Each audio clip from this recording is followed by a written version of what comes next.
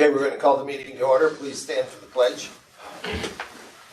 I pledge allegiance to the flag of the United States of America, to the republic for which it stands, one nation, under God, indivisible, with liberty and justice for all. Welcome to the meeting, everybody. Hi, Jim. Hello. You hear me all right? Good. Okay. Could hear your voice before we could see you, so that's good. Okay, the first item of business is to approve the agenda for the evening, and I'd like a motion to approve the agenda as presented in your documents and to add any items introduced by unanimous vote. So move.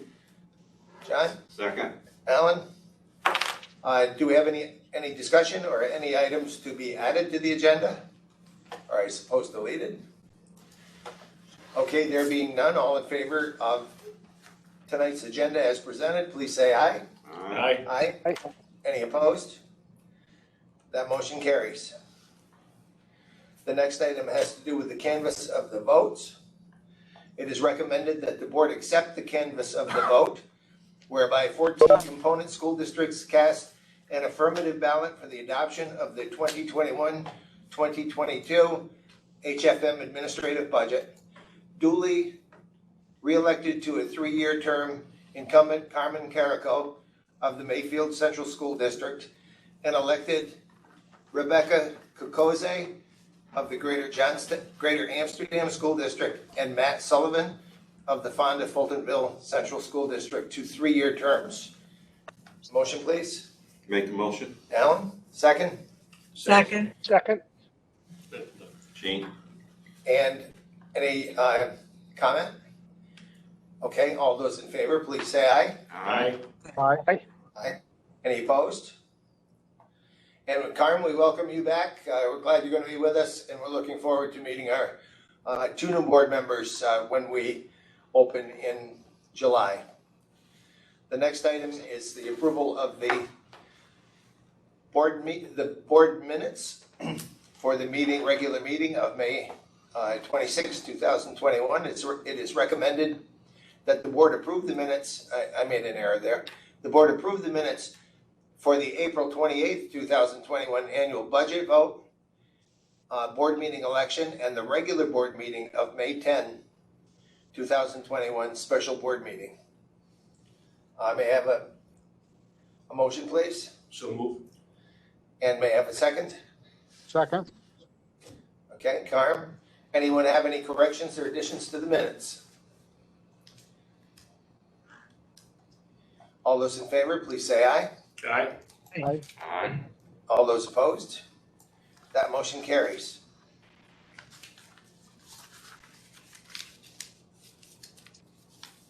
We've adopted the practice of creating a special time in our meeting agenda to learn more about some of the programs and to recognize those people who are doing the extraordinary work that's being done in the Boces. And tonight we're going to be recognizing the school nurses. And I'm not sure who's going to lead that off. Is that you, Jay? Yes, thank you, Dr. Someone's Brooks. gonna turn it over to Jay. Good, thank you. Thank you for the opportunity to recognize our school nurses this evening. As we know, the greatest responsibility that we have, as educators, in addition to providing highest quality academics for our students, is to assist in supporting their health and safety. As we know, prior to March 2020, the work of school nurses was challenging and complicated, oftentimes with different situations that they had to deal with. However, in the past 14 months, their responsibilities placed on our nurses by the Department of Health following safety and protocols has added layers of stress and complexity that no one previously could have thought imaginable. I really am proud of the work and dedication of our team, our school nurses. They face these challenges honorably and without any hesitation. This year in particular, in the country, we recognize the nurses during the month of May. Usually it's a week-long recognition. this year. Given the world we're in, it's the entire month of May. I honestly believe they should be celebrated every day of the school year for the work that they do. And so that's the reason I wanted this opportunity for you to meet with them and for them to share a highlight of the school year with you. We have some of our school nurses with us this evening, and in a moment I will call on them just to share their highlight of the year. I would also like to make sure I recognize the nurses who could not be with us this evening. So Amanda Wemple. Amanda is one of our special education nurses at Knox. Let's see, Darlene Vogt is a special education nurse at Miko. Just looking around to make sure I know who's missing. Heidi Blackford is our special education nurse at Gloversville Middle School. Tim Brusessi is with us in CTE, as well as Bernadette Skatarzik. And Trish Memrick is our special education nurse at Mayfield. A special recognition and acknowledgement for Trish this evening. Unfortunately, she couldn't be with us. Her mom passed away Monday evening, so of course she's with her family. So we send Trish and her family our support and condolences. So what I'd like to do is call on those who are with us. So I will start with Heather. Heather Bazan is with us. She's our special education nurse at McNabb. So Heather, if you would like to share your highlight. Can everybody hear me? Yes. Yes. I've written it down because I knew I would fumble words if I didn't. So I'm just going to read my statement. Blaze moved to Gloversville in early 2020 with his father and siblings. We had hoped to get him into our life skills program as a kindergarten student, but due to the pandemic, he was not able to start school until September as a first grader. Blaze is a 6-year-old boy with epilepsy, cerebral palsy, and global developmental delays. He is unable to ambulate and completely dependent on his caregivers. Before moving to Gloversville, Blaze had a wheelchair, but it is believed that his chair was destroyed in a house fire in Ohio. From day one of our school, we knew that obtaining a new wheelchair for this young man was of high priority. The physical therapist and I worked closely to make this happen. Our PT, Nikki, said that the process to obtain a new wheelchair is extensive and challenging. The timeline is highly dependent on insurance coverage and authorization and can take upwards of 6 months. Blaze had his initial appointment on October 7th with the wheelchair vendor and was sitting in his new chair exactly 2 months later, December 7th. Blaze was only in our school for 8 days after receiving his new wheelchair, before circumstances with his family resulted in a rapid move back to Ohio. Had we not been as committed as we were, the process would have had to start over once he got back to Ohio. In the short time that Blaze was with us at McNabb, our staff made a significant positive difference to this child and his family. Thank you. Thank you, Heather. Beth Smith is with us. Beth is our CTE, P-Tech, and ADK nurse on our main campus. Good evening. Can you guys hear me? Yes. Yep. I think the highlight for me this year was the teamwork and collaboration that I had to engage in, having 3 different programs that I'm overseeing.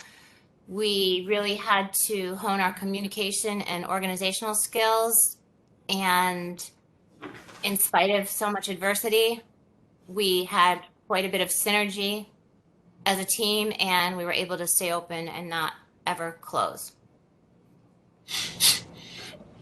Great. Thank you, Beth. And Renee Stewart is with us. Renee is our P-Tech nurse at Glebe. Hi, everyone. Can you hear me? Yes. Yes. I too wrote things down because, like many of the speakers last night at our completion ceremony for P-Tech, I wouldn't forget it, but I just didn't want to start babbling on and on. So I'm just going to read my statement as well. Maneuvering through what is most definitely a year like no other has been very interesting. I find it difficult to single out a particular highlight to share, so would instead like to highlight the transition from last August through our current time. We started with mask mandates, assuring we had proper PPE, social distancing protocols, and managing remote versus hybrid in-person learning options to accommodate our students. We then progress through the screening, assessing, and subsequent quarantining and contact tracing of students to ensure both student and staff safety through the peak infection months in our region. We are now in the midst of the immunization stage and have stood side by side with both staff and now our students as their high schoolers as they receive their immunizations and experience side effects, but also the subsequent relief that accompanies receiving some immunity to COVID.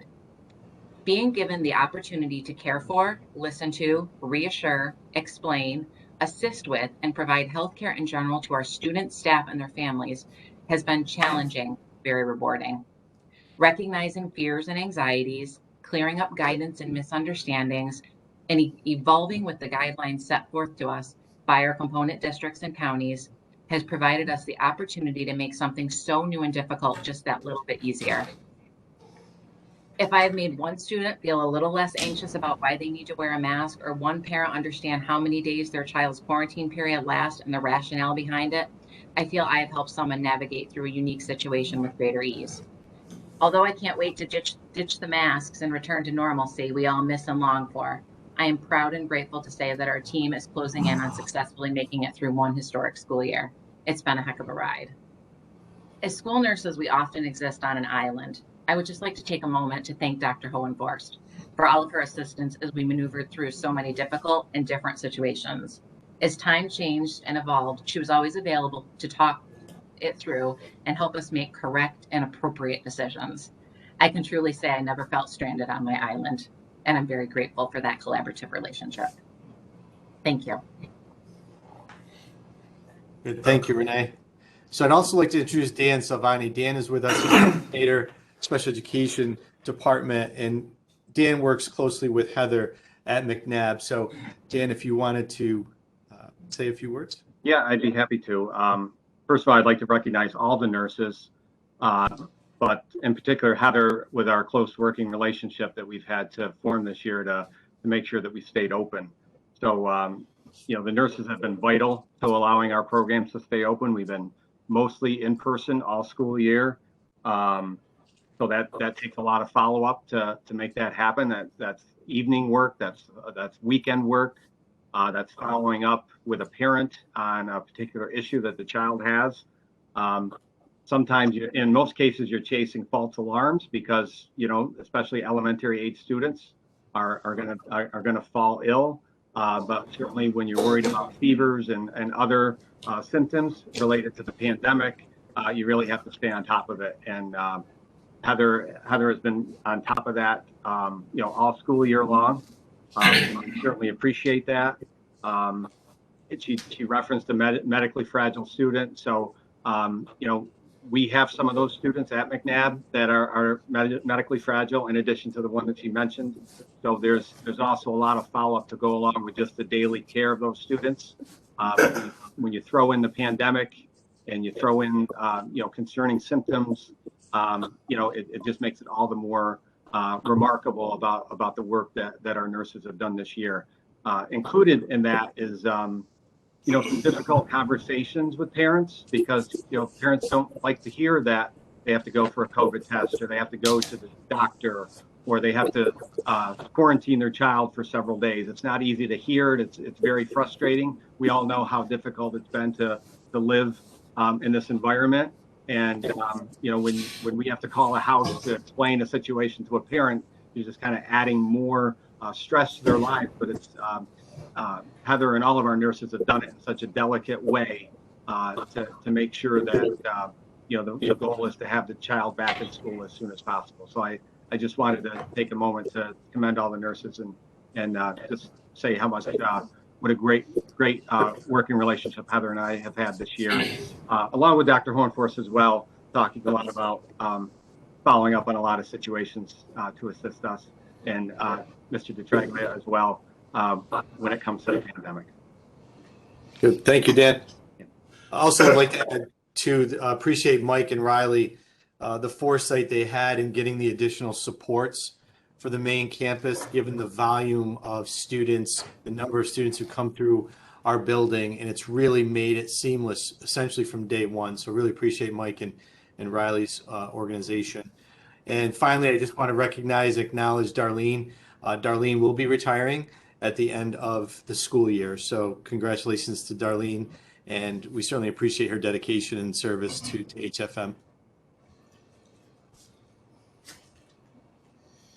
And again, thank you, Dr. Brooks, for the opportunity to have our nurses meet with you and the board. You're welcome. Anyone have any comments or questions for the nurses? You know, I want you to know that in my work, I was a school superintendent and I worked with many fine school nurses, and I always knew the value that they brought to our school program. But I got to tell you that it was just this past year as a grandfather that I maybe saw it more clearly. My grandson, who was a first grader, lost his first tooth while on quarantine. And he wasn't too upset about losing the tooth, but he was upset because he didn't get that little plastic tooth that he got at school. So we assured him that would be okay. He'd lose another tooth soon. And about 2 days later, in the mail came a little plastic tooth sent from the school nurse.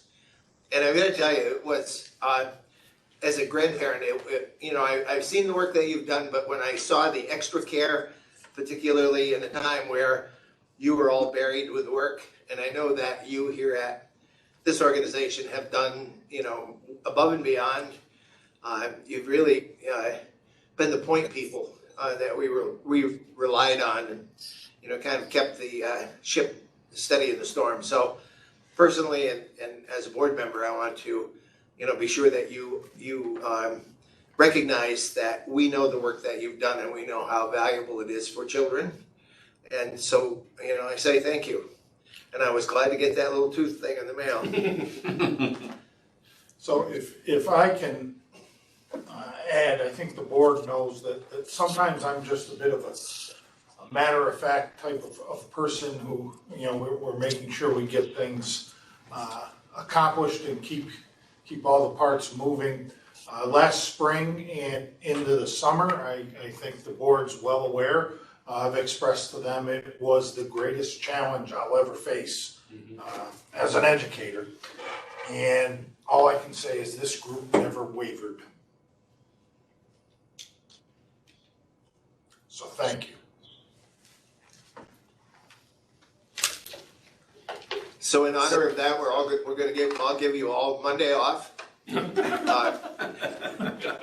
So He said you're generous. we hope that you'll have a great long weekend, actually. Anything else? Jay, thanks for your introduction and thanks for bringing this group to us. We really appreciate it. Thank you. The next item I'm going to introduce, I believe, Mike, you're going to do the program approval piece, right? Okay. I am. So Riley and I are here for our program reapprovals. I'm going to actually share my screen, and if everyone could just let me know if they can see that. Did everyone see that screen? All set, Mike. Yep. Perfect. So this year, in addition to the pandemic, we did have 4 programs that were up for reapproval. In your board packet, we included all the part 1s of the approval, which includes our data and what we will be submitting to the state. And this year, we decided to do something just a little bit different to kind of go through part 2 with you, since we had 4. So this year, up for reapproval, we had auto body, construction tech, environmental conservation, and medical assisting. Every 5 years, we go through a full review of the program.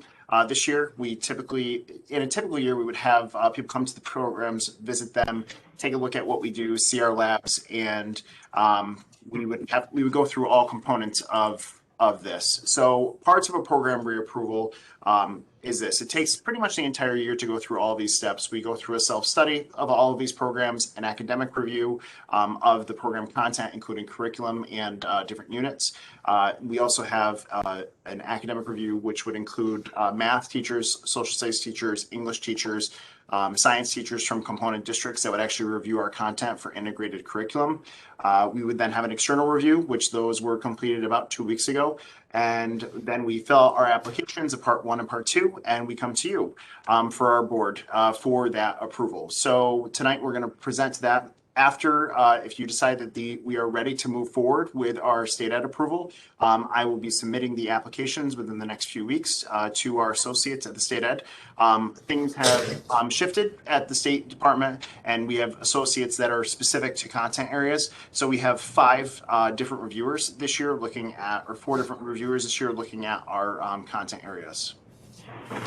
One of the things we wanted to show you, since we couldn't have people on our campus this year, is we had our students actually put together videos.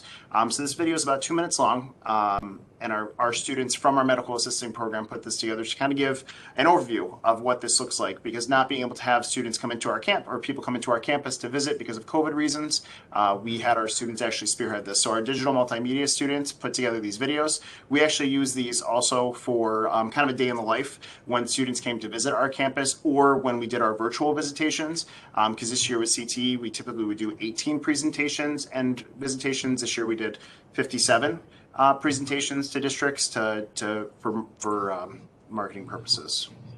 I'd like to show you this. Medical assisting, my name's Nathan, and I'm going to show you some of the things we do throughout the year. So this is our lab where we practice some of the skills that we will use in a hospital setting throughout the year. Over here we have a patient bed, and they are practicing on Abby. So right now they're taking her temperature, her blood pressure, and they'll just do some different patient skills and learn how to assess their patient. And then over here we have a few different dissections, which we'll do a few of them throughout the year. We have eyeballs and hearts out today, but we will also do kidneys, brains, and a few other ones. We also learn injections throughout the year. So you'll learn about the different injection sites, how to administer injections. Right now, Camden is doing a insulin injection.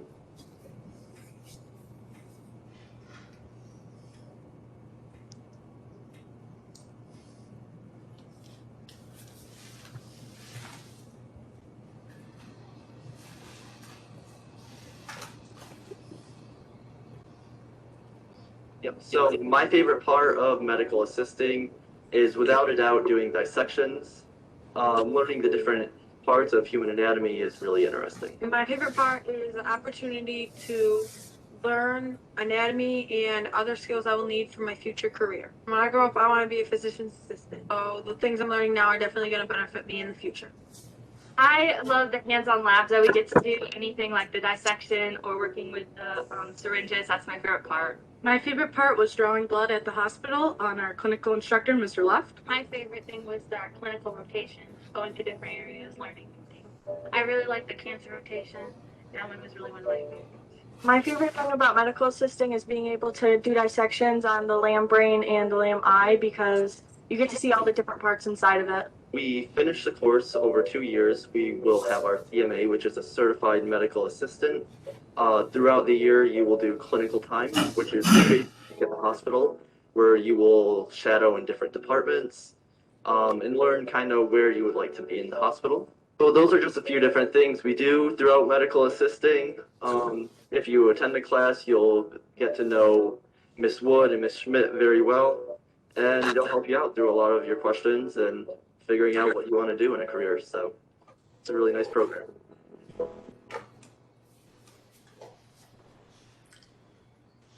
So we have those for all of our 15, all of our programs that we have at Career and Tech. So our students actually put those together to be able to show everyone in our program approvals what it looked like for the day. So during our presentations and our self-study and also our external review and in our academic review, we were able to have students take part in that and also take part in these videos to kind of give a glimpse on what this looks like. During both our self-study and during our external review, we took a look at curriculum. This is just an example of a curriculum map that we would show to each of the people that are participating. Typically in an external review, we would have anywhere, somewhere around 15 or 16 people that would participate, and that includes board members, that includes principals, counselors, We have component district teachers, we have industry professionals that participate, and also we have post-secondary representation on those committees. So during a presentation, we would go into the units, we would take a look at them, we would look through all of our standards that we've identified for next gen purposes, and basically we would answer any questions that would be there on our content and curriculum. And that happened for all 4 of these external reviews that we went through. The second piece that we take a look at is the academic integration piece. The academic integration piece is actually a separate meeting where we have teachers from our component districts participate, and they make the determination on whether we have enough content that would meet the 108 hours to have an integrated credit for math, science, social studies, or that English. And so we try to spread it out over all the districts. So we had teachers from Broadbent, Fort Plain, Amsterdam, Gloversville, Canajoharie, Northville, and Wells participate. So we had a wide variety of teachers that participated from across the region, and all the teachers gave us the thumbs up to be able to move forward with that academic integration piece. One of the things that was a constant form of feedback for us was that they wish they could teach the content the way that we're able to teach it here. So the application piece. So the math application in our construction technology program, for instance, it's daily. It's applied daily. They learn a skill and then it's applied. Same thing for our NCON program. You know, the Pythagorean theorem and how it's applied in scaling a tree. It's a realistic application, and the teachers were very impressed with what we were able to do with that.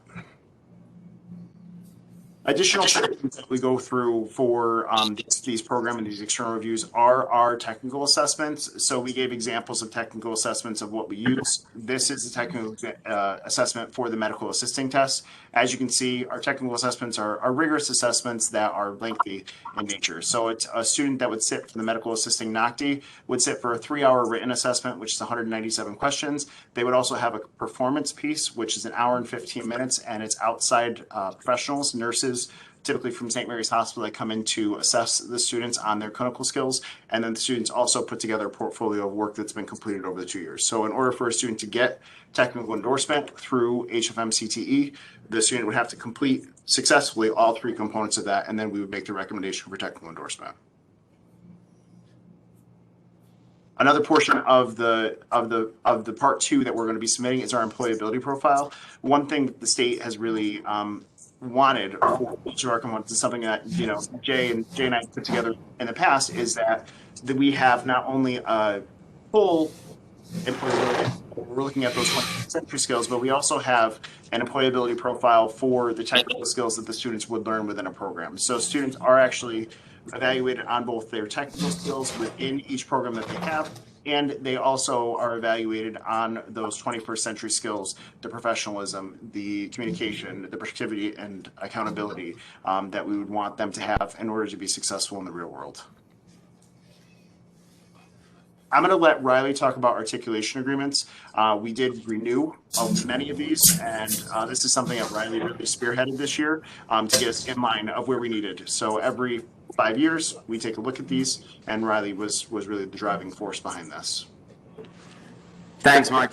Yeah, part of the process for reapproval is obviously illustrating to the state and our partners in the region some of the different universities, technical colleges, community colleges that we partner with, so that our students are able to transition to their schools and either go in with advanced standing or walk in the door with anywhere from 3 to, with our programs that we're talking about tonight, anywhere from 3 to 12 credits as soon as they walk in, as long as they perform well in our course.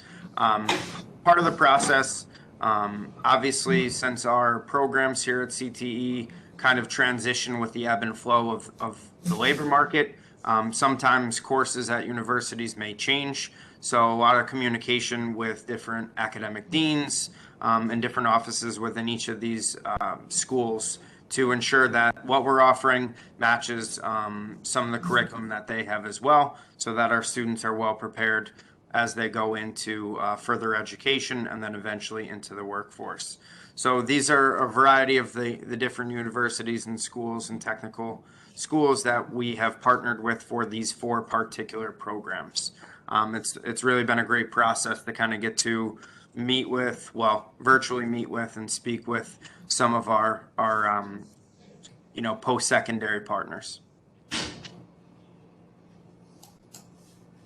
The last component that we take a look at for our part 2 of the application is projected job growth. So one of the things that the state was actually audited on is to make sure that CTE programs are accurately addressing the needs of communities. And we use a program called ONET to take a look at any job growth that would be in particular areas. So if you take a look at what we have up here, we are able to identify what job growth is predicted over the course of the next 10 years in a program. So the last time studies were done was 2018. So all of these are 2018 to 2028, 2018 to 2029. But auto body, there's a projected growth of 3 to 4%. In New York, construction laborers is a projected growth of 10% in New York. Environmental conservation for foresters is a 5% projected growth, and construction equipment, we have a 4% projected growth. Medical assistance was a huge projection at 34%, and that's specific to New York. Across the U.S., I think it landed at about 18%, which is still incredibly high. What we're looking for these is when we develop curriculum, when we develop content, to make sure that we can address the needs of our community and to make sure that if students do decide to go into industry, then the needs of the industry are appropriately met. So what we ask of you, you do have our part 1s of the application, is the approval to move this forward to the state. After the review of these applications, these are things that come to the board as a part of the approval process. So the steps that we take in order to get to this point, again, are the self-study, which is an internal review of the program with its stakeholders, not only from industry, but within our facility and with some of our post-secondary partners. We've done academic reviews with our academic teachers from component districts. And then we did have external reviews, again, with different industry professionals, CSE chairs, principals, counselors, industry people, and some people from within our staff as well. This next step is the 4th step of this process. The 5th step is obviously the submission to the state, which would occur with your approval. Any questions on what we've presented so far or comments for us? I know we were lucky enough to have Carm in actually as one of our board members representing during our auto body. So he can obviously speak to that as well. Hi, can you hear me? I can hear you. This is Carm. I just want to briefly say I was very impressed with the program, the students, the instructor, the depth and breadth of what they learned there was real impressive. I spent a career in auto technology, not in body and paint, but in auto technology. And these guys are going to be well prepared to go into the workforce. You're doing a great job. Thank you. Carm, thank you. I appreciate that.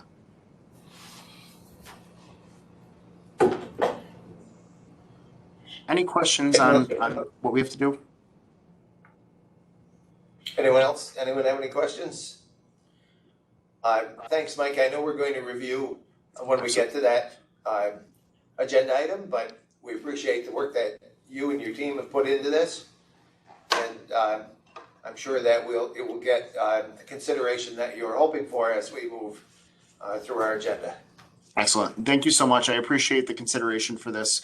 It has been an interesting year with our 4 program approvals, and typically we have 1 or 2. So this has definitely been interesting to do 4 during the pandemic. And I have to say, just like nurses did, we've had a tremendous amount of support just from Jay and from Lori this year, and it's been greatly appreciated across the board. Excellent. Right. Moving on. Stop share. Thank you, guys. I appreciate it. I hope that everyone has a wonderful evening. You too, Mike. We're now moving on to the superintendent's report. I skipped ahead a little too fast. We're moving on to the assistant superintendent's report. No, we had done that. That was Jay. Yeah. I think you were right. Board goal. Board goals. Yeah, that's me. Now we're up to Dave. Yeah. Let's see. Shared. Maybe. There we go.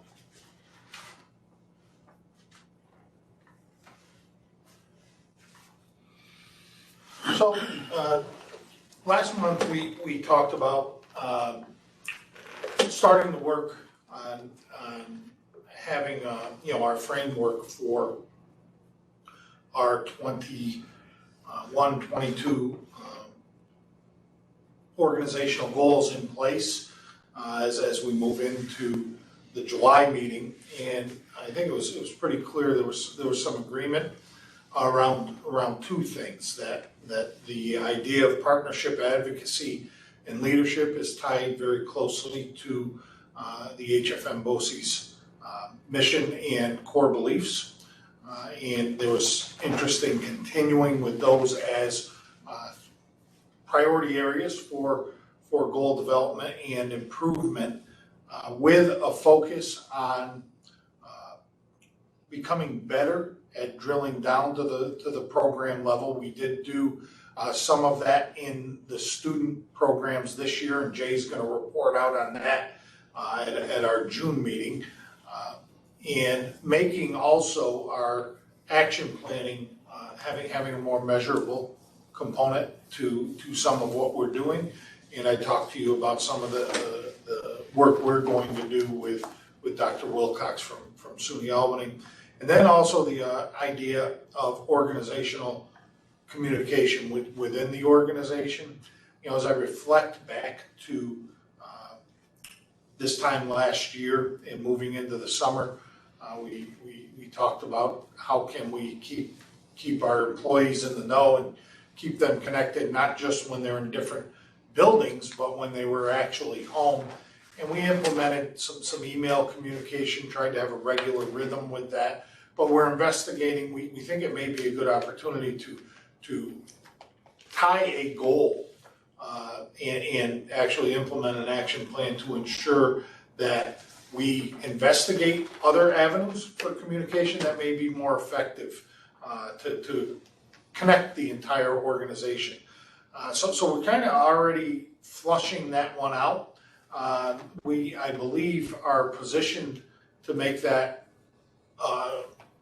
measurable at the BOCES level, but I also think that it can drill down into the program level where we communicate more effectively internally, and also begin the work of re-engaging with the external celebrations of what happens in our programs. This really wasn't the year that was going to happen. The press was certainly very in tune with what we were doing to work with the pandemic, and I would say we did a lot of work of substance this year, and if we get some credit for it, so be it. But I think that this organization can really look in the mirror and say we lived our mission this year. So I put out a survey to the board, said we could discuss where we are, but the way we operated last year was, the senior leadership team and I started to put together some drafts of some goals that specifically partner or support the improvement in these areas.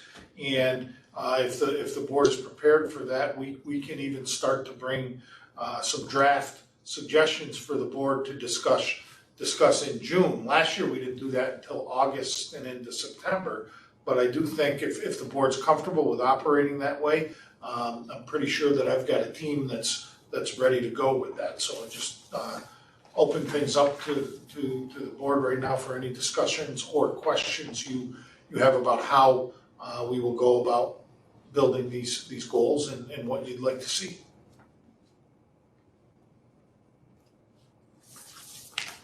So I think what I'm seeing is the partnership, advocacy, and leadership are continuing themes from last year, and those were pretty much externally focused, right? And then the organizational communication piece, I think you were working on last year, but you were proposing that become more formal.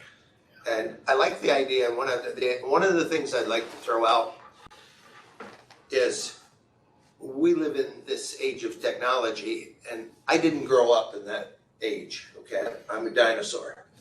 But what I'd really like to focus on, what I'd like us to focus on, and we're getting at it a little bit with our board highlights, with the invitations that we're making, is that we're kind of making the program come alive, because tonight we now have a name and a face on all of our school nurses. And we hear them talking about the victories and the struggles that they had. I think that's really important. But I think as we look at that organizational goal of communication, we may be tempted in those who are more technologically savvy, may be tempted to look at those models of communicating that involve technology. And I think what I'm going to suggest is that particularly the senior leadership look at action plans that really stress the human connections that can be and should be made across the BOCES programs and personnel, to really connect to people on that face-to-face level. It reminds me of taking a walk in the morning in a school and stopping in at classrooms and seeing a few kids, getting a few words with the teacher. Maybe you sent them a note and said, "I really like what you did," or "Here's the suggestion." I think in BOCES particularly, because we're spread out and we're diverse, we lose that kind of connection. And I think that it's really important. And I'm thinking of, it's really kind of, I think Lori, who's going to be leaving us, was well known for that. Lori's connections, I was watching last night at the program, Lori's connected to everyone. We're going to have new people coming in who will be connected to no one. And I think if there's ever a year for us to follow the model that Lori put in place and be out and about, this is really the time to do it. So I kind of look at the new senior leadership, Aaron coming on, Jay in a new position, so that he's sure to be across the programs. And then even looking at the chief officer, the chief financial officer. You might wonder, well, why would we have Kathy going on out? Well, the best finance decisions are made because they're connected to kids. So I think that, what I see as an action plan there is saying, let's put together all the technology pieces we can, but let's really stress that person to person, the real human contact, so that at the end of the year, all of our senior leadership knows I don't know that you're going to know every person in the BOCES, but wouldn't it be great? Wouldn't it be great if students saw you out and said, "Hey, there's the doctor." Yeah. So I guess that, for me, that was how I read that goal. Anyway, that's enough about that. Well, but it isn't, because if you think about what we just went through with this year, was very difficult to spend a lot of time visiting programs. As right now, things are getting a little better in that regard. But if you recall, and we'll go through this in June with you, underneath each of those categories, there are multiple goals. And I think what you've done is put front and center an expectation around organizational communication, that it be personal and not just be technology. I don't think you're suggesting that we ignore improving how we communicate. They may go hand in hand, because what we're considering is there a more effective tool than just email to keep people informed. But certainly I think you've set us on the path to develop something measurable and impactful. And can probably hit the ground running with developing a goal or developing a plan that answers that goal. And when I was thinking about it, I thought of Kathy, because legitimately she's working with budgets, and I'm thinking, what would be the trade-offs if we were to say, "Kathy, we want you out"? Everything comes with trades because time is limited, but I'm just thinking of the value added when when we allow her to have the chance to create connections to what her money, what her work is funding.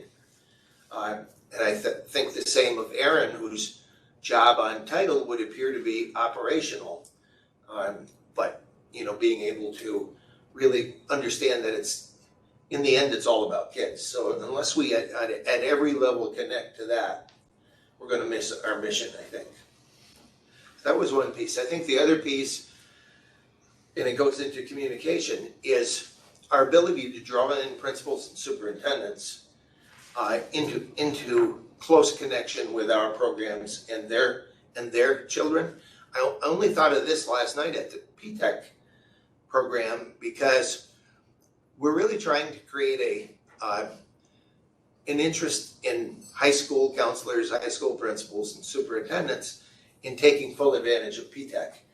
Anybody who sat there and watched those students last night would have walked away being a huge supporter of PTEC.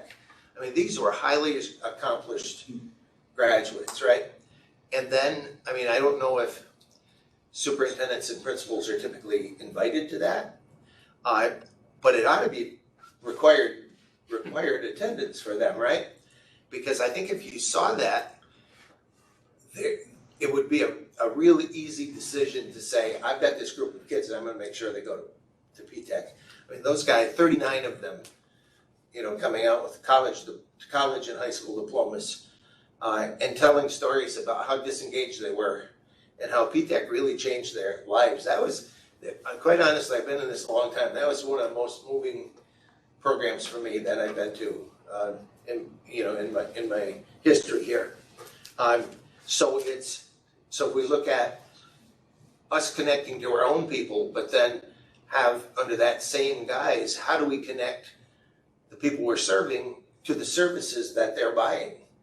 Because many times it's just, creating the budget, sending the kids off, and in some cases, maybe even hoping they don't come back. Yeah, as I'm reflecting, I think the invitations do go out in an emphasis, a nudge to people to attend might do some good, but I also just dawns on me that the way we highlight student programs for you perhaps needs to be done for our chiefs at our monthly meetings. And it may be that's something we could add is on a regular basis highlighting one of our programs for the chiefs. So those would be action plans that would come under that umbrella, but and I guess they all kind of fit under that personal connection piece that we're sort of suffering from because we had very little of that this year. And if there's ever a year to kind of bring that to the front and center, that's probably a good time. So how about the folks that are not in the room? Sometimes we get guilty of having these conversations in here. Jim or Jean or Carmen?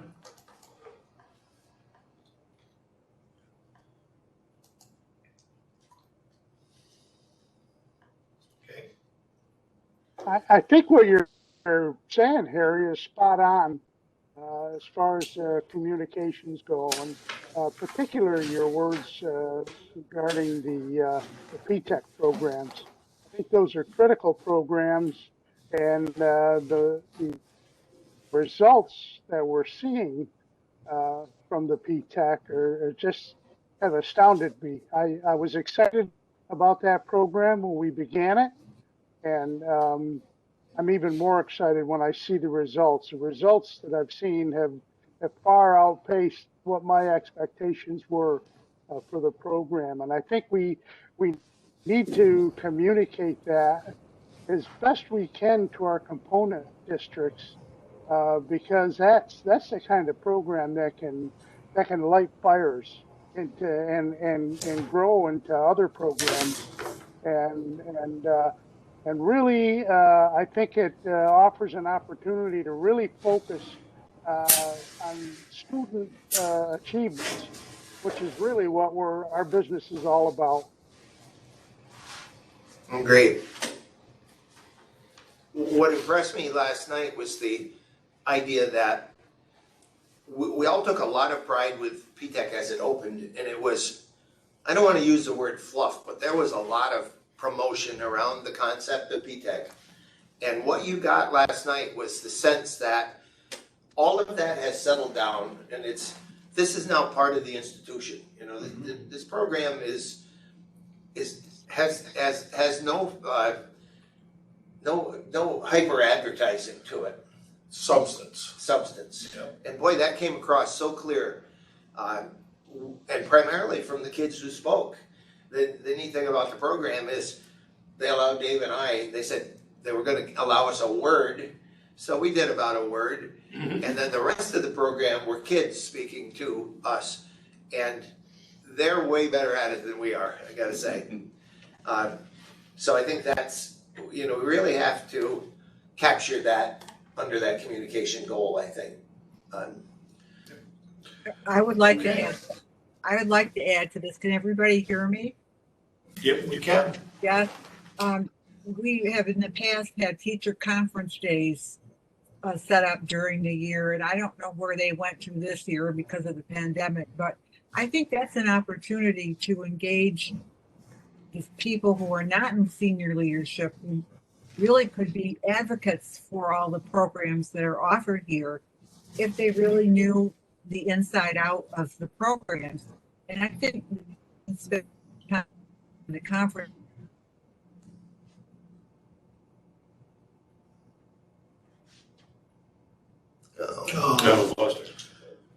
Well, Gene, I don't know if you can hear us. Now you're back. We lost you for a second.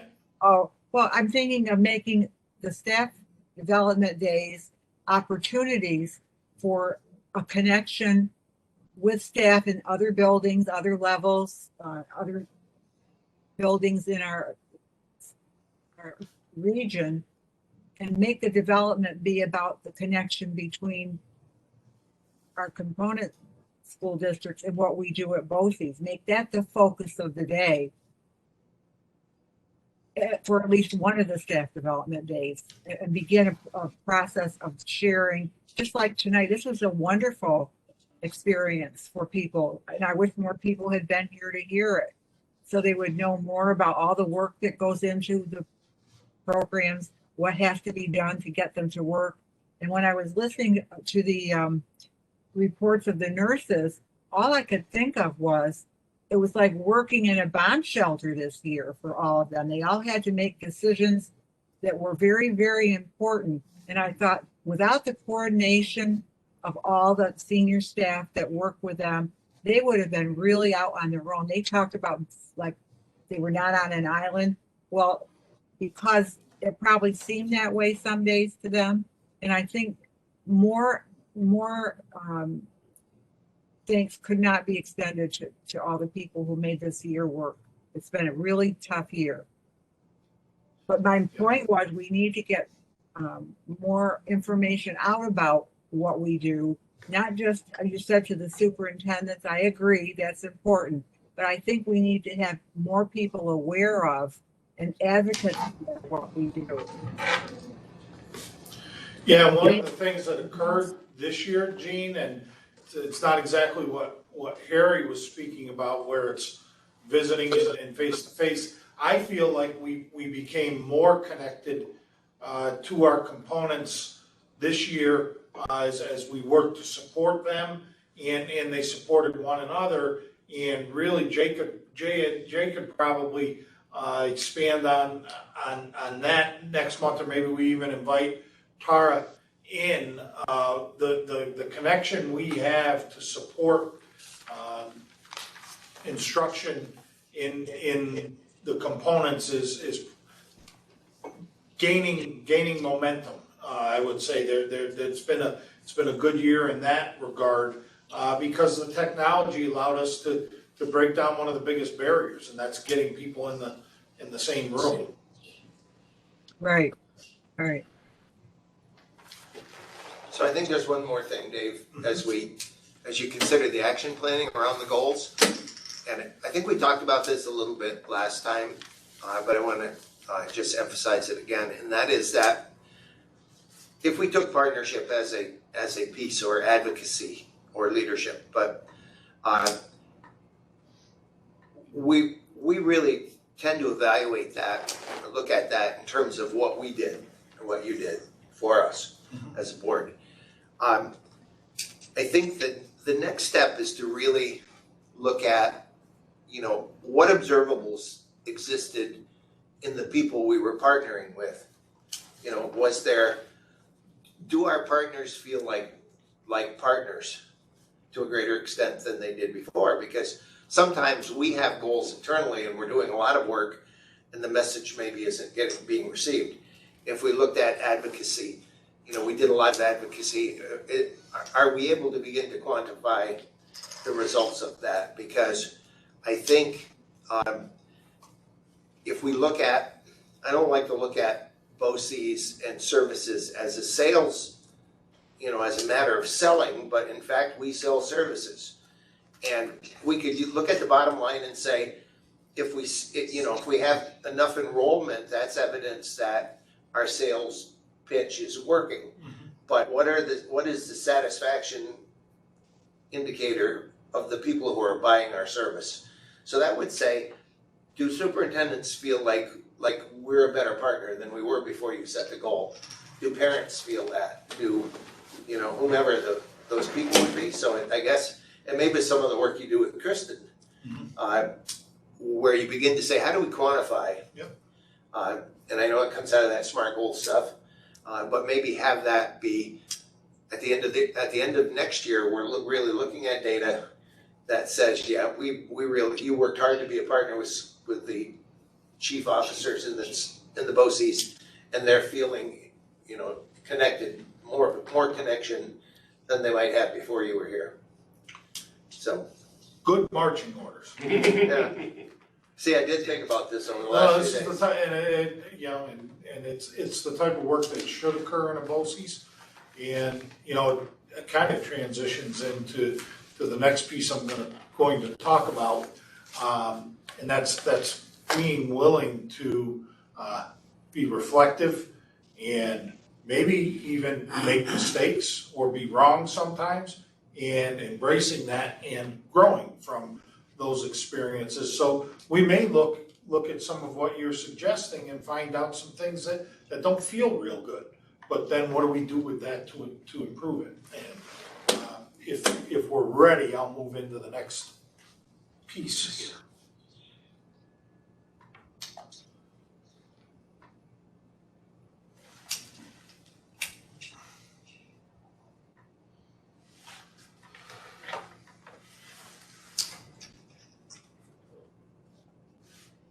So the next item here has to do with, fits in with one of the areas around advocacy and leadership in the region that we set as a goal this year. But on May 10th, the Board of Regents acted and implemented a diversity, equity, and inclusion policy.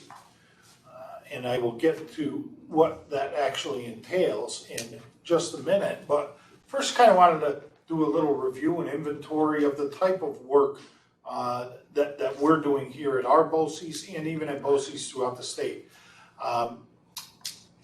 DEI really is you know, ingrained, should be ingrained in what a Boces does. We exist as an advocate for all of the children in our region and to assist our school districts in achieving their mission.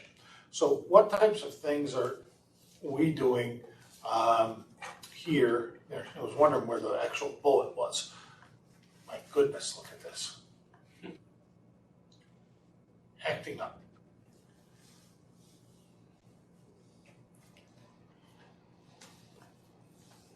There. So here at Boces, and in most Boces, frankly, we provide strong support for the neediest students in our region with our support for students with disabilities, our commitment to supporting students who live in poverty and overcome the challenges that faces our students who have faced adverse childhood experiences and just barriers for succeeding in the educational setting. We just had a long discussion about PTEC, which is one of those programs that is designed to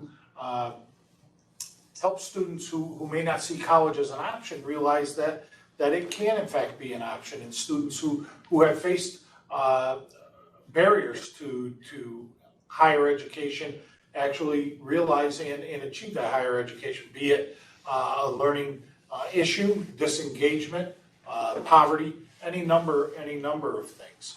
Also, in our Boces, we provide those programs and services when districts are unable to do so. One area that we certainly can't ignore is the work that we do in our special education programs. Those are so critically important to this region. And I would hate to think what could happen to what I refer to as our students with the greatest needs in our region if we weren't here to support them. Recognizing and eliminating unintentional and intentional biases has been an organizational goal for HFM BOCES that we set last summer. We began this discussion last spring, if you remember, and we made this addition to our core beliefs where we would identify actions and policies that intentionally or unintentionally promote biases, exclusion, or unintentionally, or I don't think we have anything intentionally that promotes institutional racism, but we will be reflective and look at those things and eliminate those structures if and where they exist. How have we gone about this work? I've talked to the board a little bit, I think, about this idea of a growth mindset. As we engage in this work, it's become apparent to me that that's where we need to start, both in our organization and in this region. Growth mindset this is not a new concept. Carol Dweck is the author who has published volumes on a growth mindset, but in a nutshell, it's a belief that you're not a finished product. You control your ability and can learn and improve. And I mentioned it's okay to make mistakes or even be wrong. And as we undertake this work around equity, inclusion, and diversity, many times that becomes a defensive conversation. And that's why I think starting with this idea that things can get uncomfortable and maybe I don't understand or maybe I even express something incorrectly. But as we talk about diversity in our region and equity in our region, probably some of those areas that I've mentioned that we're working on around poverty, disability, are good places to start. In this country right now, I think we all understand that when we bring up diversity and equity, the conversation turns to race and ethnicity. And that's not a bad thing, but that's not the only part of diversity, equity, and inclusion. It needs to be a part of our work, but it's part of a greater or one of many categories of the work within equity and diversity. And I put down here this idea that I borrowed from the author Dolly Shug of avoiding the fixed mindset tax. And when you have a fixed mindset in contrast to a growth mindset, you're kind of a finished product. And if you're wrong, that speaks to who you are, and you're wrong.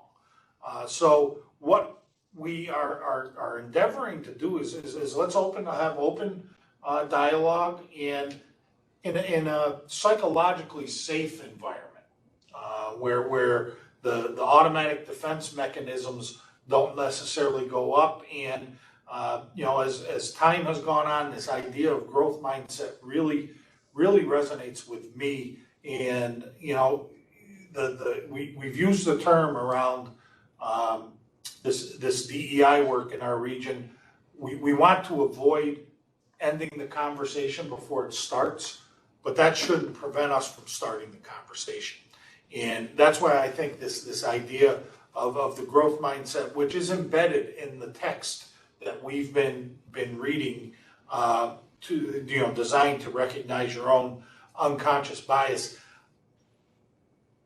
The book is just ingrained with the idea of a growth mindset, and it's okay to be wrong. It's okay to make a mistake, but if you're reflecting on where you are, the idea that you can perhaps understand your own biases better, and things get better for our students that way. And the author of that book talks about can be destructive if your goal is to be a good person and to be finished and I'm good and I'm right no matter what. And she talks about being goodish, meaning I'm trying like heck to do the right thing, but sometimes I might make a mistake and I might come across in a way that I regret, but I'm going to learn from it and move forward. So that's the type of work we've been doing around DEI in our region. This is what came out on the 10th of May from the Board of Regents. And they start off the bullet, they recognize the decision to adopt a DEI policy and its contents are ultimately matters of local discretion. However, as we move through, there is an expectation that this discussion occur and the work occur in districts. So they see the idea of this being a moral and economic imperative to remove inequities in a culture of high expectations also. This isn't about equitable programs in the name, it's about supporting opportunity and high achievement for all students. So this last bullet is kind of where we are both within our organization and leading in the region. The regents expect that school districts and institutions of higher ed develop and implement policies and practices that advance diversity, equity, and inclusion with a focus on these areas. And if we were to go back and look, I think that we're kind of a half step ahead of them with our blue core belief edition from last fall. So just wanted to make the board aware, and this was one of our goals, was to be reflective within our organization and also lead the discussion in our region. And we'll lead it in a way that I think encompasses all aspects of diversity, equity, and inclusion, with a focus on poverty, disability, gender, sexual orientation, and race and ethnicity as well, in ensuring that different groups do not feel excluded in the schools in our region. So unless there are questions about the Board of Regents DEI policy that they passed, that would conclude my report unless there's any discussion. So is that a proposal for, we had the three continuing goals, so would the fourth be around diversity, equity, inclusion? I think it falls under both, I think it falls in a certain way under all three if we're going to partner with the schools in the region. We're already partnering with some of them, but I think it's tied to advocacy and leadership. And we placed it, if you recall, we had advocacy and leadership kind of together as a category this past year. I don't think it needs to be separate. I think it fits under the categories we have, but if the board would like to pull it out, we can have that discussion, but I think it fits under advocacy for sure. I think one interesting action plan, I teach a class for students who are learning to be school principals and superintendents, and I had the good fortune of having Dave and his colleague, Dr. Coles, who is the district superintendent in the White Plains, Westchester area, Southern Westchester Boces, spend about 6 hours talking about implicit bias with these people, these young men and women who are going to become school leaders imminently. Some of them out job searching now, and it was a real eye-opening experience because we think we're not biased, there's an interesting test that we were able to take. And you could look at your bias in a lot of different areas. There was one there for race, but you could pick any. I'm a guy who's on a perpetual diet. I'm always losing weight. So I looked at my implicit bias on weight, fat people. And it was shocking to see what my beliefs were about that.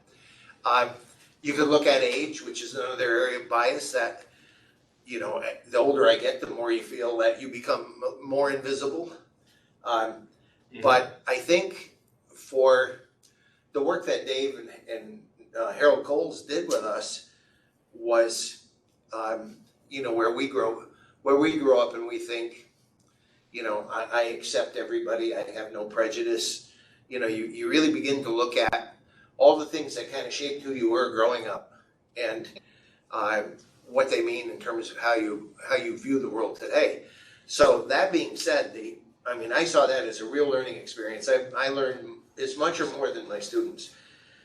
What I'm thinking relative to that goal, because we talk about these as board goals, but we then give them to you to achieve our goals, right? An interesting thing that we may want to kick around when we get to our reorganization time would be, is there a role for the Boces board to play where we invite other boards to participate in, I'm thinking some of the things that you guys did with us, Dave, where we invite boards either in person or virtually, and we begin to explore that idea from really the policy level view. I think it would dovetail with the work that you're doing with districts, and it would give us a new role as a Boces board to have partnership and advocacy and leadership with our component boards. So you may want to kick that around a little bit too. I think that we do. I've reflected a lot and actually engaged in the work, because the question comes up, you live in a very homogeneous area. Why is this work important? Well, this work's very important because we need to prepare citizens who may or may not reside in a homogeneous area, and it's still not healthy to not want to understand any differences. I think of many initiatives I've been involved with in my career that address this and have occurred in our region, but we've walked away from them.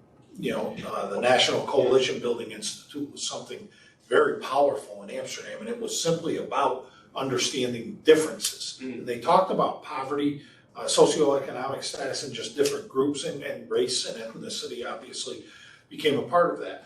But what you're suggesting, Harry, I think the first step with that may end up being the chancellor, the new chancellor of the Board of Regents, Dr. Lester Young,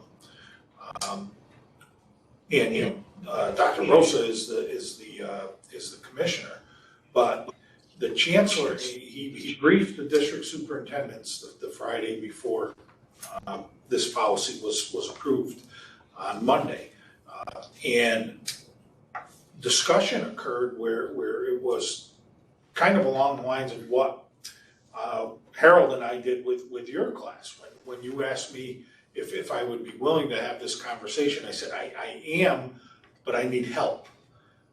And one of the traps that we have to be careful not to fall into is just to turn to your person from the marginalized group and say, here, you have the conversation. And as Harold did the heavy lift with that, I have to tell you, I was feeling pretty uncomfortable because I felt like I said to Harold, here, come and do this for me. But his take on that was he's preparing me to be better at the conversation later. But we've talked about perhaps the chancellor and the commissioner with a focus on areas that are rural, going out and having conversations perhaps by JMT with stakeholder groups, and they understand where the heaviest lift may in fact come with school boards. So I think that's coming. I'm heading a discussion tomorrow night on white privilege that has really been more aware of me lately. I've been much more aware of it. And I think we should expand it more to just not just white privilege, but also economic privilege. Yeah. Because that's a much more persistent problem in our area. It is. Yeah. You're right. And John, having that discussion, and I saw Jay nodding his head, was that we've talked a lot about that term. Mm-hmm. And, you know, that is one of the things sometimes it can strike a nerve in a way that, as I said earlier, ends the conversation before it starts, because there's kind of a misunderstanding of what white privilege actually is. It doesn't have much to do with being white. It has to do with not being a person of color. Right, and not understanding the privilege that you have had. Yeah. And the advantages that you've had. And all of a sudden you're facing situations where I never thought about that. It was never part of my life before. And it should have been. Because I think a lot of us lived too much in the past. Yeah. And we learned too much of our education from the past. And the past is not relevant to today, a lot of it, most of it. And especially when it comes to privilege, race, education, a whole variety of problems that we need to learn now, and the kids are learning it, but a lot of them are struggling because they're learning stuff from their parents that's in the past. And the big thing for me is not necessarily how do we fix it. The big thing for me is being aware of it. Yes. In ourselves. Yes. So that we can see that, yes, I have had white privilege, economic privilege, whatever. And what has it done for me, and what has it done to other people? And Lori and I talked a lot about the concept from the book that we're studying, The Person You Mean to Be by Dolly Shook, and the idea of essentially what really helped me understand it was the idea of headwinds and tailwinds. And I've said to her, I've said to Harry, kind of embarrassed by the tailwinds I've had in my life, and to think that, you know, you're still proud of how hard you worked to get to where you are, but had I faced some of the headwinds that I never had to, would I have been able to get to where I am? And then it's important, I think, to understand how it affected my life, but look at other people and how they face a headwind, and how can we help them turn that around so it becomes a tailwind. And Jim would be aware a while back when the Northville board created this kind of loosely structured group of the Sacandaga districts. Remember that, Jim? And what we did is we selected an agenda of topics. And the first month we held it at Northville. And we had a guest speaker. It was probably on school law, and I think Chris Lynch came. And all the boards came to Northville, and it was a little bit of a social event. We toured the school. We had Wells, Pacifico, Lake Pleasant, Edinburgh, and Northville. The next month we went to Wells. We had another topic with the speaker. We had a guy named Bob Speck, who was one of the oldest, longest standing board members, and he talked about what it meant to be a board member. And we toured the Wells building. And by the end of that series, we visited all of the schools. We knew a lot about each other, and we had this kind of common body of knowledge.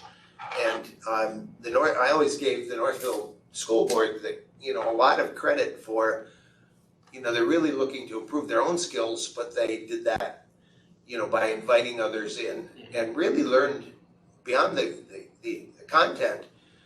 They learned what it was like to work in Wells.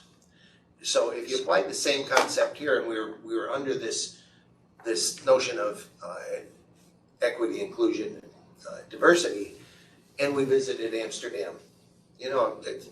You were an administrator in Amsterdam. I never was. So for me to understand what the challenges are there, I could understand by talking to someone, but I could get a better feel if we were there. So maybe if we created that concept of using this as a centralizing theme, trying to bring board members together and, do it off location, do it at I mean, it's a whole different ball of wax to be in Wells and understand rural poverty in a different sense than urban poverty in Amsterdam or Gloversville, right? So it could be a real goal for our board to be the organizing structure to take up that topic and talk about, this idea of, we've had advantages of white privilege, but how do we extend those advantages? It's not to take them away from any white privileged person, but how do we make sure that it isn't about being white? That's what you're saying, right? Right. You also have to include gender equity in this, because that's a very big issue. Yeah. Very big issue. Well, that's where, Harry talked about the Harvard implicit awareness test. And I took 3 of them, probably gonna pretty soon take them again. And it's a little disconcerting. Implicit awareness. If you just put Harvard IAT, it'll come up, implicit awareness test. And we all want to make one another feel better. I had a couple people in the room with me when I took one of them, and they said, no. I came back with a slight unconscious bias toward a particular group, and another one I came back with no bias, and then I came back with moderate, and that really got me thinking. And that's not overt actions I take, but still could affect how I do act when you have just those initial unconscious, impressions of things. And it's one where frankly, it's alarming to me that I had a bias in that area because of some connections that I have to. And it's interesting when you see that reflected in yourself. Like when I tell people that I'm a musician, I get some very different reactions from people. And it tells me more about them than about me. Well, maybe we can talk afterwards. I'd be interested in your conversation you have planned.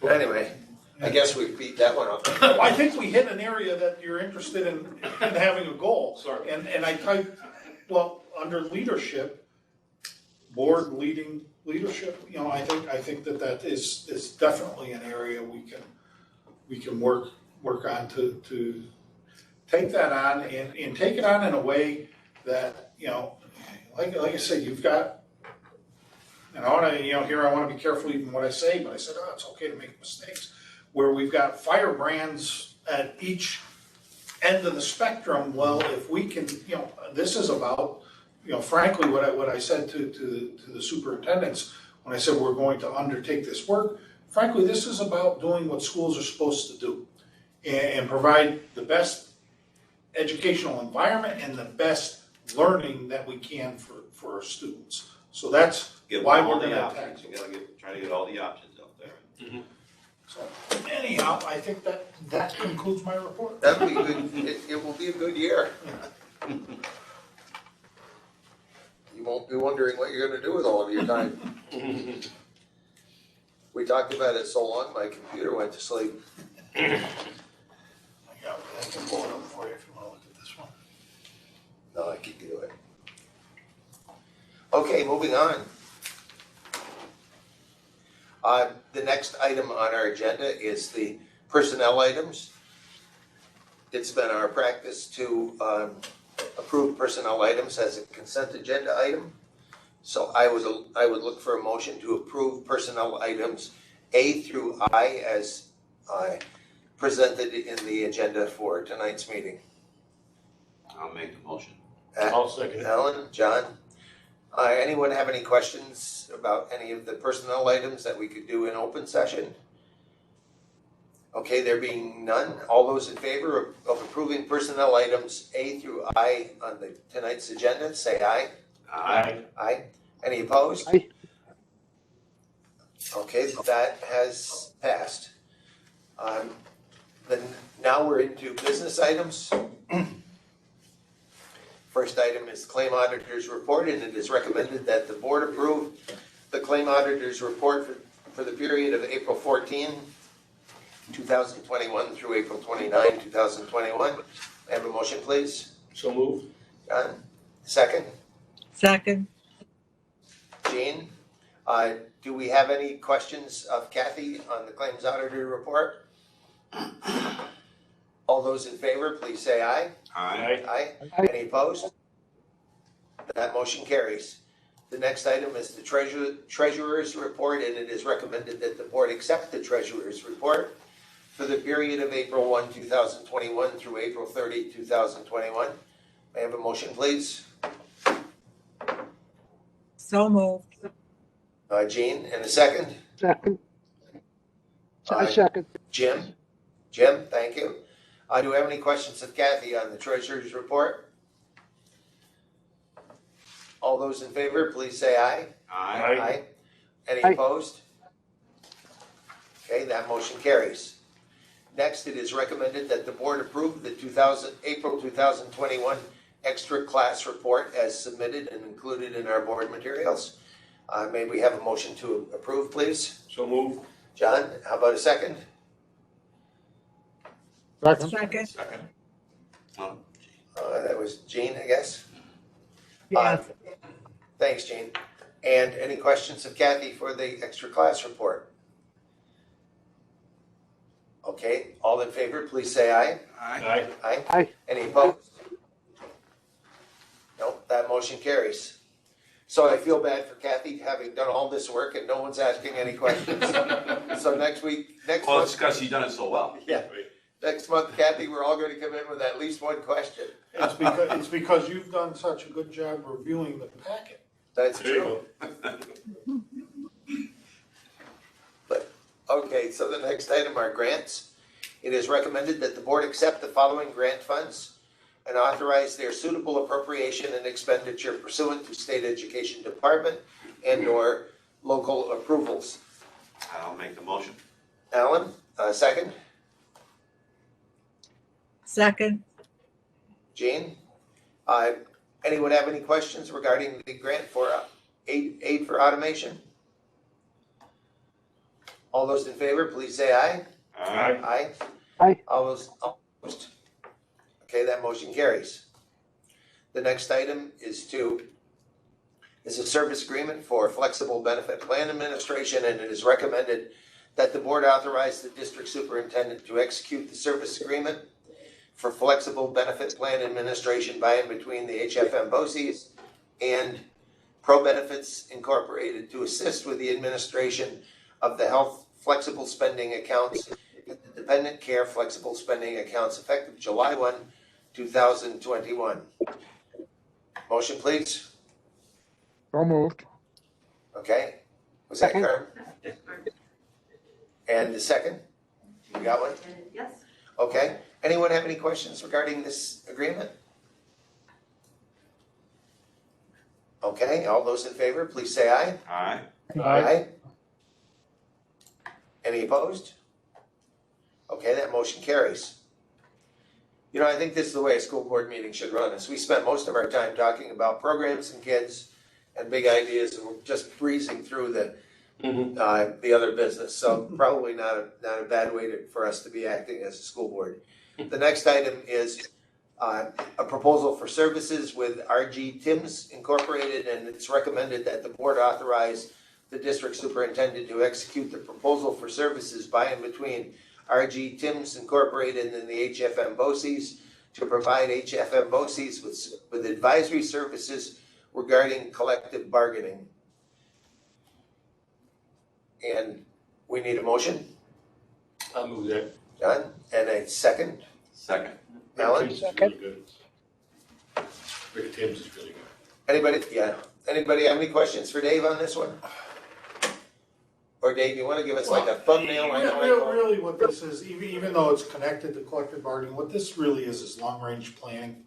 With so many contracts up, you know, what we asked Rick to do was help us with a mechanism where we could really project in a intentional way what the impact of different proposals we will have, and he's kind of helped us build a mechanism to do that, and now it's it'll be up to us to handle that. But as John said, he's been at this a long time. And we kind of just leaned on him for some experiences where we said, show us, he's going to be showing us how to do that, and then we'll take it from there and go ahead and do that. Rick's not advising us on what we should propose to our bargaining units. He's more showing us how to move things around and project it in a more efficient way. So if we took as an example our voluntary increase to bus drivers to be, I mean, we weren't being nice guys, we were nice, but the idea was to keep our drivers working for us. So it's the same kind of concept in other areas? Projecting out what the impact will be of, that one was pretty simple to project the impact because it was a one-time deal, but projecting out what the impact of, kind of where it's gonna make it much easier for us to understand ourselves, communicate with the components, where we're gonna be in 5 years, where we may be in 10 years, programmatically with what their costs will be. It's a complicated thing, and that's what his firm does is really he does 5 and 10 year financial plans for school districts. He also happened to be a district superintendent, so he's done them for Boces as well. Okay. Anyone else have any questions about the proposal with Rick Timms? All those in favor, please say aye. Aye. Aye. Aye. Any opposed? Okay, that motion carries. The next item has to do with the school lunch program. And it is recommended that the board approve HFM Boces to issue Darla Sanford a check in the amount of $50. This will be used for point of sale drawer change for the summer program located at Glebe Street School. Motion, please. I'll move it. John, second. Second. Jean, anyone have any questions? Okay, all in favor? Aye. Aye. All opposed? I was thinking we'd have more discussion over $50 than we did over a lot more. The next item has to do with the resolution to amend the 403B retirement plan, and it is recommended that the board approve the attached resolution to amend the HFM Boces 403B retirement plan. Motion, please. Make the motion. Okay, thanks, Alan. Do we have a second? Second. Okay, thanks. Do we have any questions from anyone? All those in favor, please say aye. Aye. Any opposed? Okay, that motion carries. Next, we have a number of requests for proposal extensions and revised requests for bids. Oh, did I skip one? No, I was just looking at all this. Oh, and a number of requests for bid recommendations. And we'll get a motion, and then we'll have Kathy give us just a real quick rundown of what this all means. So do we have a motion, please? I'll move. John, second? Second. Thanks, Jean. Kathy, I know when we did the agenda, you gave us a real thumbnail sketch. You want to do that again, please? Sure. So this is the time of year where we go through and renew all of the previous RFPs and bids that have been awarded. So they're basically just renewing our contracts with different vendors. So the first is our laundry service with Century Linen. That's just a renewal of a previous award. Design services for our building condition survey project. So Tetra Tech had been awarded. We were working with them on the drainage issue that we have in the courtyard area that's ongoing. So that's, again, just renewing our ability to continue to work with them on that project. The next is for our HVAC service, and that is with MTech. So we go out to bid every number of years for the maintenance on our HVAC. So this takes care of that for us. The next one is for our copier maintenance services. And that is with Derby. Again, we do that periodically.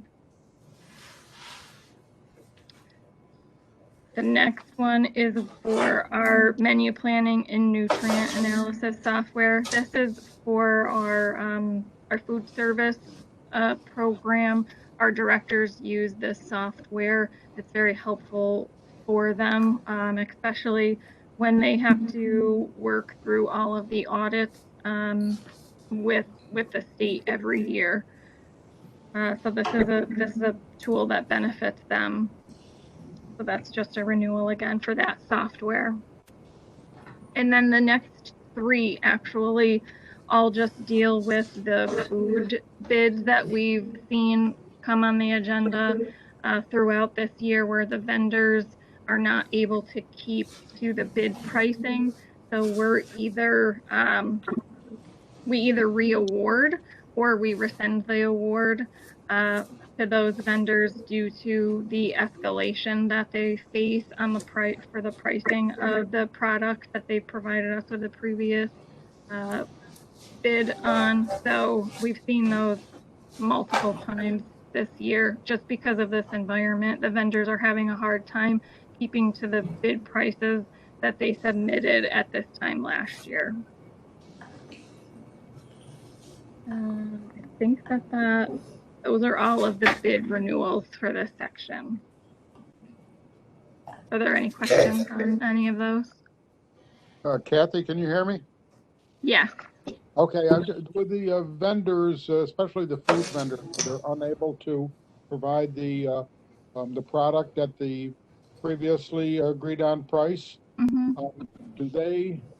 Is there any liability that they face? And I guess the second part of that, does it cost us? Is there a substantial amount of money that it's costing Boces when vendor A can't provide item and we have to go to a different vendor at, I assume, a higher price? How do we handle that?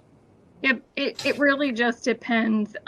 Sometimes when we get an escalation, it's a submission from a vendor who has been previously awarded. Well, if we go back to the original submission on the bid, if there were two vendors that provided us with pricing, we'll go back to the second vendor and say, you know, are you able to hold that bid price? And then that's where we would re-award to the other vendor. It really depends on the items that we're talking about and the fluctuations in the market. So, you know, for whatever reason, because of COVID, we're seeing the prices fluctuate more this year than in the past. Okay, thank you. Mm-hmm. Any other questions of Kathy? All those in favor, please say aye. Aye. Aye. Any opposed? Okay, thank you. That motion carried. The next item is it is recommended that the board authorize the district superintendent to execute the contract by and between HFM Boces and the Lamar companies to provide advertising space for the adult literacy and corrections education programs. So we need a motion. I'll make the motion. Thanks, Jane. And a second? I'll second. Thanks, John. Any questions regarding the advertising space? All those in favor, please say aye. Aye. Aye. Any opposed? That motion carries. The next item has to do with classroom lease. It is recommended that the board approve the special education lease for the 2021 extended school year program as prepared and submitted by the business office. May I have a motion, please? Make the motion. I'll make the motion. Alan? Or second it. Okay. Okay, anyone have any questions regarding these leases. Okay, all in favor, please say aye. Aye. Aye. Any opposed? That motion carries. Finally, under these business items, it's recommended that the board approve the HFM BOCES to enter into an agreement with Public Employer Risk Management Association Incorporated for workers' compensation coverage for the period of July 1, 2021 through July 1, 2022 by approving the attached resolution and agreement. A motion, please. So moved. Okay, and a second? Second. Okay, John or Jean or whoever Christine's grabbing over there. Anyone have any questions regarding this agreement? Okay, all those in favor, please say aye. Aye. Any opposed? The motion carries. Now we're back to the what was a interesting part of our early meeting, and that is to approve the CT reapprovals as submitted by Mike and his team. It is recommended that the board approve the CTE program reapprovals for medical assisting, environmental conservation, construction technology, and auto body to be submitted to the New York State Education Department. Motion, please. I'll move that. John, second? Second. That's Carmen. Yep. Anyone have any questions? I was very impressed with that whole presentation, that program. Very impressed. I was too. And it was really informative to see what Yes. they went through. Absolutely. And I think it was great that Carm had an opportunity to be involved in it because, you know, we don't usually, we're not able to really kind of get into it really up close. Right. Anyone have any questions or comments more? All those in favor, please say aye. Aye. Aye. All those opposed? That motion carries. So now we're down to the second reading of 3 policies. It is recommended that the board accept the following policies as second readings and adopt them as part of our policy manual. Policy 6301, benefits non-represented employees. Policy 4601, extracurricular, extra classroom activity funds. And policy 4602, duties of the faculty advisor of extra classroom activity funds. Do we have a motion, please? I'll make that motion. Okay, and do we have a second? I'll second. Got that, Christine? Anyone have any questions about any of the 3 policies that we're about to adopt? I have only one comment, and that is that as we remember our auditing process, you know, the extra classroom funds and the security of those funds always becomes an item that shows up, right? Yeah. And it's good to see that these policies, I think, are designed to address the kinds of things that are kind of constantly occurring. So I guess I'm not sure whose job it is, but being sure that these are clearly communicated to the extra class faculty advisors, creating really like the procedural piece. I think it's going to really take that off the docket of you know, that annual audit. They understand exactly what's expected from them Yeah. to do that. That would solve And how to go about the accounting and dealing with it. Yep. Anybody else have any comments or questions? Where'd Gene go?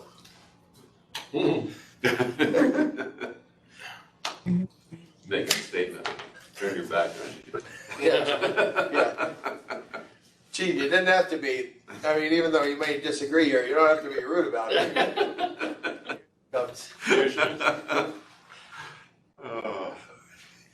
I think she must have her volume off. Okay, all those in favor, please say aye. Aye. Aye. Any opposed? Okay, that motion carries. Now we're on board meeting reports and comments. Yeah. Sadly, we have this motion before us, and it is recommended that the board accept with regret the resignation of board member Gustavo Cesario, effective May 27th, 2021. May I have a motion, please? I'll make that motion. Okay, and John, you want to second that with regret? All those in favor, please say aye. Aye. Any opposed? Okay, sadly, we accept that, that resignation. The next item has to do with board reports and comments. Any board members have any reports they want to make or any comments?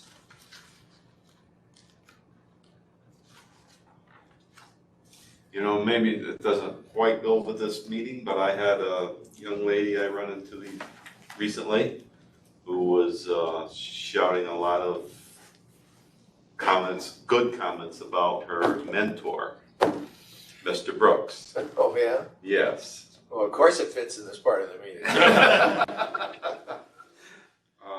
Jessica Stock. Oh, yeah, yeah. Yeah, she asked me if I was still on the board, and I said I am. She told me her dealings with you and the administration part of what you're dealing with, I guess. Yeah. And she's very impressed with Mr. Brooks. Yeah, and we're pretty impressed with, she's one of a group of, the group that I talked about. No, I recognize that she mentioned to me that she's in our region, yeah. Yep, she's, we've got some great people coming, and she's going to do great things She for is. kids. I know Jessica well. Yep. She'd make a great administrator. Yep. Anyone else have any comments or reports for tonight?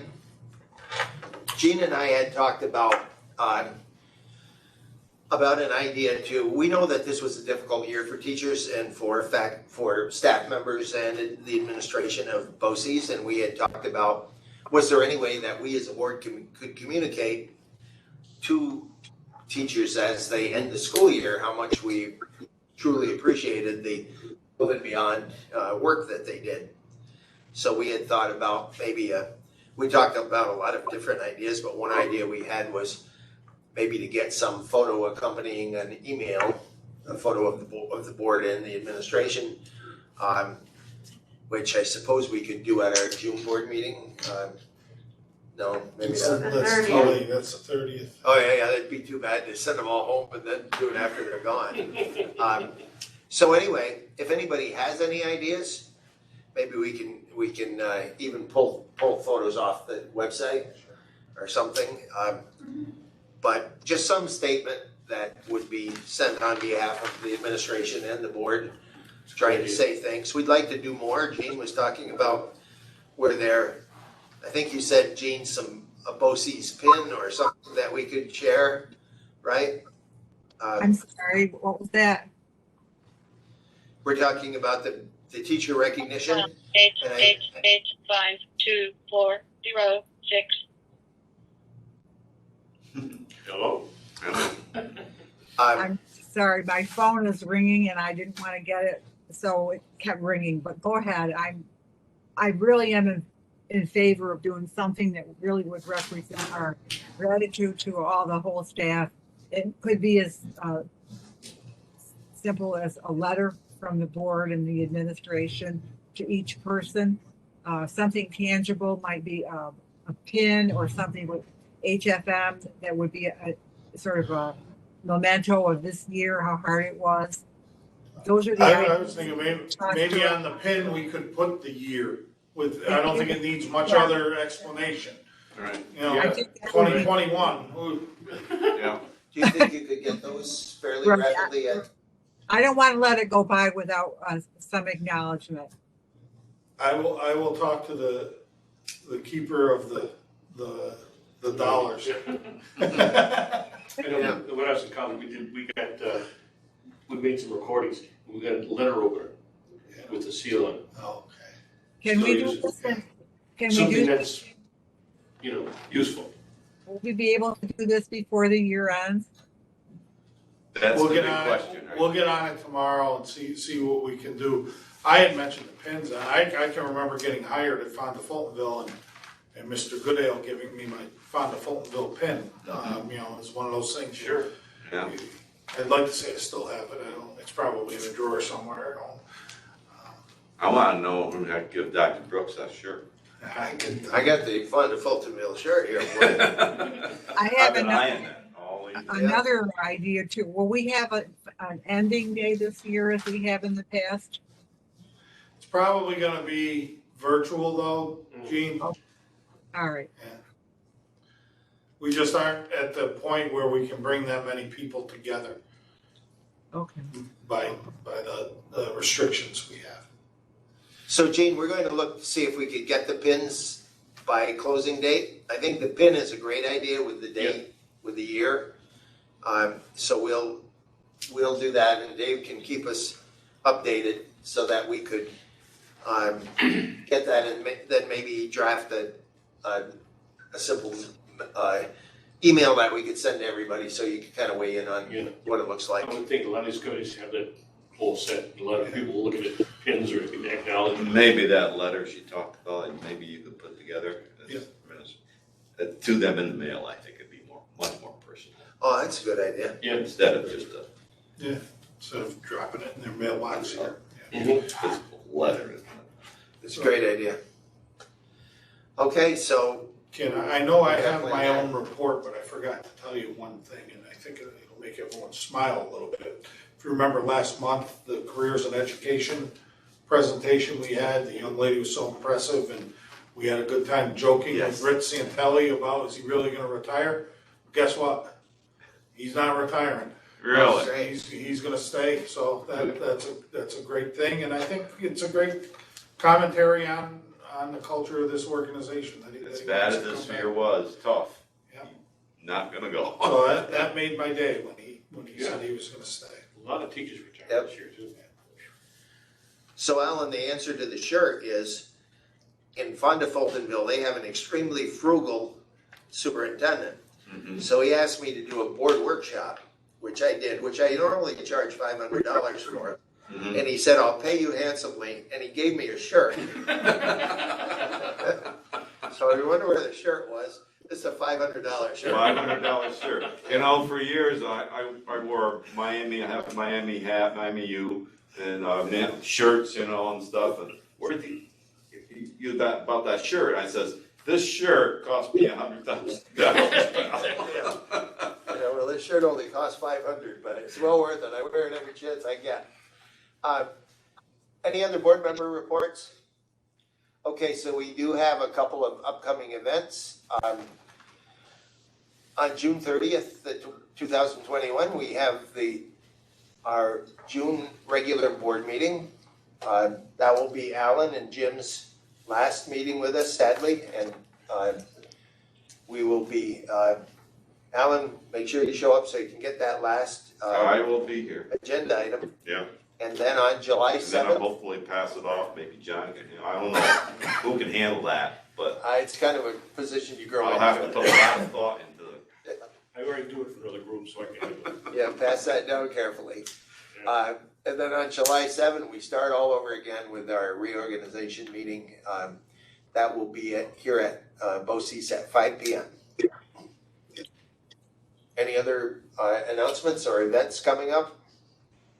I know it'll be virtual, but are you going to let us know when will there be a reorg or a recognition program for CTE virtually? Yeah, Jay, can you talk, there won't be one.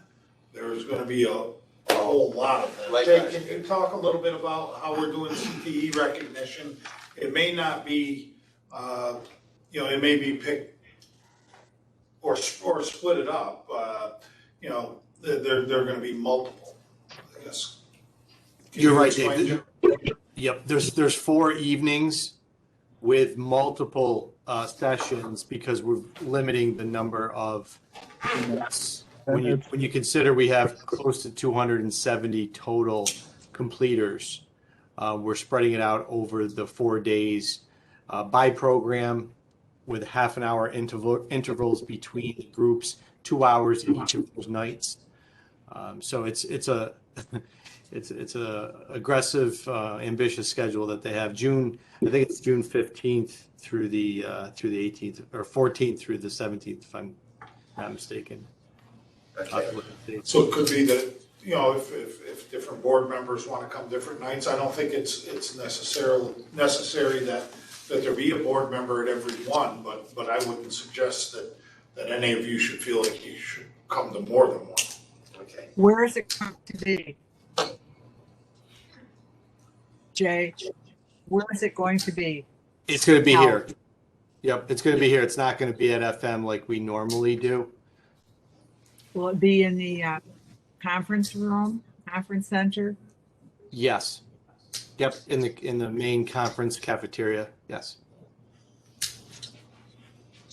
As you can imagine, those of you who know Mike, it's very well organized, very detailed, and he has shared that with parents probably about 3 weeks ago.